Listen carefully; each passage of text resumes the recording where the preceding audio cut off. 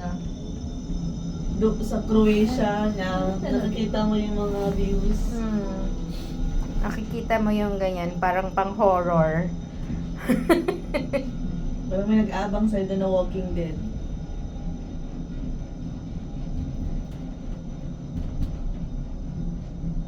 Ay, nagsastop siya dito? Hindi, ma'am. 1-0 lang.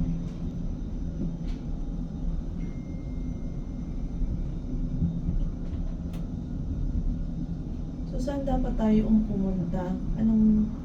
Ito yung mystery isa-solve natin. Kung dumaan ba tayo dito kahagabi? Hindi, ma'am. Di ba umakyat tayo? May inakyatan tayo. Dapat dire-diretso tayo pababa. Ito yung building. You know, di ba? Mm.